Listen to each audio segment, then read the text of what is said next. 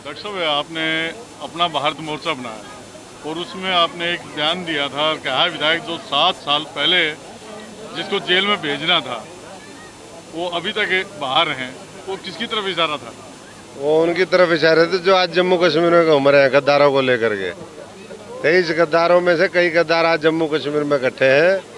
ये सारे बीजेपी से मिलकर के कांग्रेस का बेड़ा गर्क करने में लगे और कर दिया इन्होंने कुछ तो, और जो बचा है और कर देंगे, तभी तो बाहर है जेल से। मोर्चे का जो गठन आपने किया है इसकी अब विस्तार कब तक? मोर्चे का गठन तो देश बचाना है, जी। देश बचाना है पापियों से, भ्रष्टाचारियों से, अत्याचारियों से, दुराचारियों से और तानाशाहों से। जी। और जो देश का विभाजन करना चाहते हैं जाति और धर्म के आधार पर, उन सब से देश बचाना भी। और बचेगा ये देश, क्योंकि देश की जो युवा शक्ति है, देश की जो किसान है, देश का मजदूर है, देश का जो कमेरा वर्ग है, वो चाहता है इसको बचाना। और इसलिए वो बॉर्डरों पे बैठे, हम उनके साथ।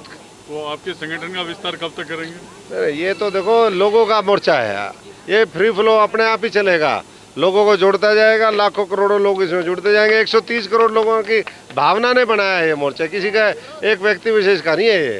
तो मुख्य टारगेट तो यही है कि अपना प्रदेश बचाओ, अपना देश बचाओ, इस समाज को बचाओ और इस देश को नई ऊंचाइयों पर लेकर के जाओ, महाशक्ति बनाओ, महाशक्ति। मोर्चे की कोई रैली शिविर ही आप रोहतक में करने की योजना है? देखिए, इसलिए चर्चा कर रहा हूँ क्योंकि रोहतक में राजनीतिक गढ़ है हरियाणा का, और गढ़ आपका ही पुराना रोहतक में जन्मभूमि है आपकी। सारा ये हम तो इसी माटी के हैं, ये झज्जर में आज खड़े हैं, धांधलानी यही गुआंढ है सारा हमारा। और सभी लोग मिलके ये सारे बहुत तगड़े तगड़े हैं। अभी तो पहले सबसे चर्चा करेंगे कैसे काम करना चाहिए, क्या रणनीति होनी चाहिए, क्या कार्यक्रम होने चाहिए।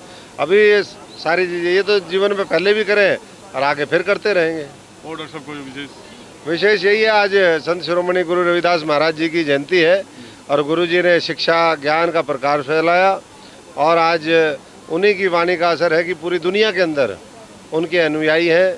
उसी से प्रेरणा लेकर के ये गरीब समाज ने शिक्षा अर्जित करी, बाबा साहब ने वो अधिकार दिया। और एकता के साथ जब ये मिलकर के संघर्ष करेंगे तो मैं समझता हूँ कि गुरुजी के सपनों का जो देश है, जो समाज है, वो बनेगा। और वो उनका क्या था, ऐसा चाहूँ राज में जहाँ मिले सबन को अन्न, छोटा बड़ा सम बसे रविदास रहे प्रसन्न। तो रविदास जी की प्रसन्नता वो इनकी प्रसन्नता के साथ जुड़ी हुई है। ये प्रसन्न होंगे, रविदास जी प्रसन्न होंगे। हाँ, नहीं तो ये इतने हजारों साल से ऐसे ही चल रहा है। एक लास्ट क्वेश्चन मेरा ये है कि आखिर निशाने पे आपके कौन कौन राजनीतिक लोग होंगे? देखिए, जो इस देश के निशाने पे हैं वही मेरे निशाने पे होंगे। जिनको देश बदलना चाहता है, हटाना चाहता है, मिटाना चाहता है, वही जो है आने वाले समय। आपने एक और सवाल किया था कि लोकसभा और राज्यसभा में कुछ लोग पहुंचते हैं जो कि बिल पास करवाने में सहयोग करते हैं। ये तो बड़े भाई, ये तो बहुत समय है, इतने इतने बड़े बड़े राज हैं, वो धीरे धीरे खुलते जाएंगे। जयंती मनाओ। हमारे संत महापुरुषों ने हमेशा कहा भी है कि कर्म बड़ा होता है, कर्म प्रधान होता है, और कर्म से ही आदमी महान और कर्म से ही जो है नीचे आता है। तो ऐसे संत जिन्होंने हमें ज्ञान का रास्ता दिखाया, समाज सुधारक तो बहुत हुए हैं, लेकिन वो आध्यात्मिक समाज सुधारक थे। उस समय के चाहे कबीरदास जी हो, चाहे संत शिरोमणि रविदास महाराज जी हो, और तमाम संत महात्माओं की हम बात करें, उन्होंने अपने वाणी के ज्ञान के प्रकाश से समाज में जो कुरीतियाँ थी, छुआछूत थी, बहुत तरह की समस्याएं थी, आडंबर थे, उनके सबके खिलाफ मजबूत लड़ाई लड़ी और समाज को एक दिशा देने का काम किया। ये गरीब समाज में पैदा हुए, लेकिन बड़ी बड़ी हस्तियां उस समय के राजे महाराजे वो उनके शिष्य थे, और उसी को ज्ञान को उन्होंने आधार बनाया।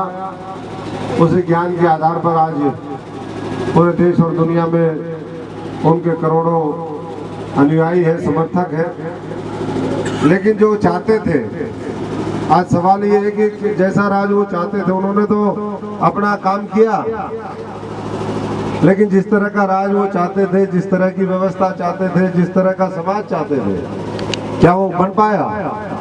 उन्होंने कहा कि ऐसा चाहूं राज में जहाँ मिले सबन को अन्न, छोटा बड़ा सम बसे रविदास रहे प्रसन्न। कमेटी की तरफ से डॉक्टर साहब को सम्मानित करते हुए आप सभी तालियों से स्वागत करें, तालियों से धन्यवाद करें। देसी घी की रोटी जो बढ़िया माल है।